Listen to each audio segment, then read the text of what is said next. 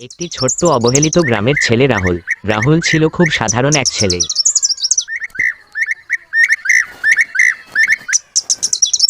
তার পরিবার ছিল দরিদ্র। তার বাবা ছিলেন একজন কৃষক আর মা গৃহিণী। ছোট্ট রাহুলের স্বপ্ন ছিল তার গ্রামের মানুষের জীবনকে উন্নত করা এবং বড় কোনো কাজ করা। মা, জানো, কখনো যে এমন দিন আসবে, একদিন আমি বড় কিছু করব। আমি একদিন শহরে গিয়ে ভালো শিক্ষা পাবো, বড় শিক্ষক হব। হ্যাঁ বাচ্চা, তোমার স্বপ্ন বড়, আর আমি জানি তুমি একদিন তোমার লক্ষ্যে পৌঁছাবে। তবে জানো, এই পথে অনেক কষ্ট অপেক্ষা করছে। কষ্ট তো থাকবে মা, কিন্তু আমার একটিই স্বপ্ন, একদিন আমি এই গ্রামকে শিক্ষা ও উন্নতির আলো দেখাবো। আমি যে দূরত্বে আছি, সেখানে থেকে আমি শুধু শিখতে পারি না, নিজে কিছু অর্জনও করতে পারি। তোমার এই বিশ্বাসই একদিন তোমার পথ উজ্জ্বল করবে। তবে মনে রেখো, বড় স্বপ্ন দেখলেই হবে না, তাকে বাস্তবে রূপ দিতে অনেক কঠোর পরিশ্রম করতে হবে। আমি জানি মা, আমি কষ্ট করে পড়াশোনা করব, একদিন আমি তোমার মতো গর্বিত করতে পারবো। আমি এই গ্রামের শিশুরা যাতে সঠিক শিক্ষা পায়, তার জন্য কাজ করব। আমি গর্বিত। তোমার এই আত্মবিশ্বাস, এই সংকল্পই একদিন তোমাকে সফল করবে। একদিন তোমার নাম সব জায়গায় শোনা যাবে। একদিন আমার নাম শুধু এই গ্রামে নয়, শহরেও ছড়িয়ে পড়বে। আমি চাই কোনো শিশুকে যেন অর্থের অভাবে পড়াশোনার সুযোগ না মিস করতে হয়। তোমার স্বপ্নকে সত্যি করতে তুমি যা যা করবে, আমি পাশে আছি। তুমি জানো, মা সব সময় তোমার সঙ্গে।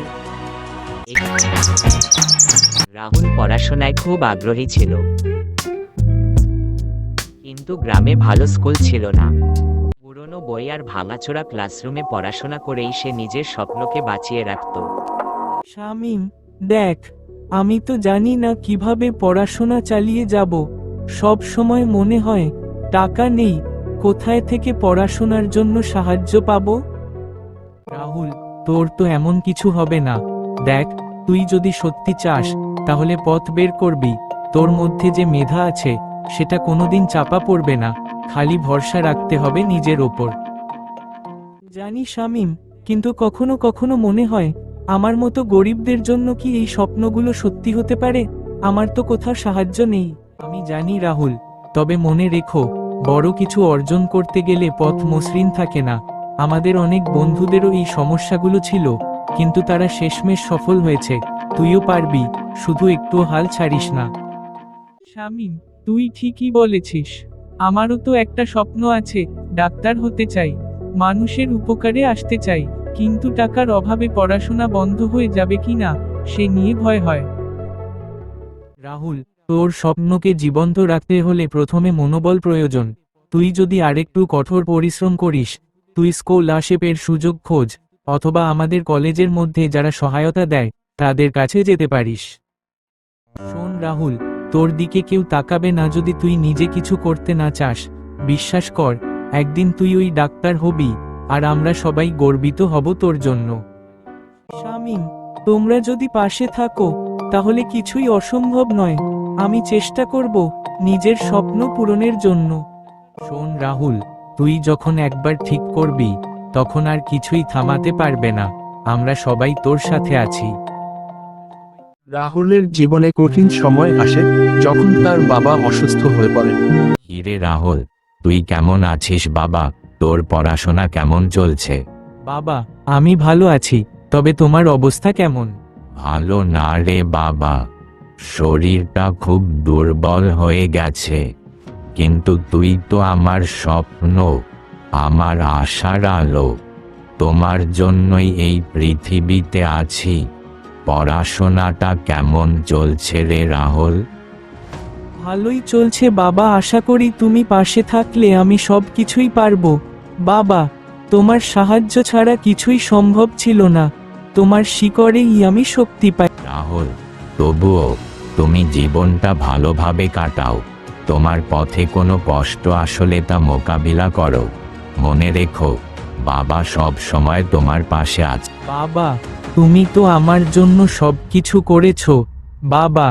তোমার শিক্ষা, তোমার আদর্শ আমি কখনোই ভুলব না। তুমি ভালো না থাকলে আমি কিভাবে থাকতে পারবো বাবা?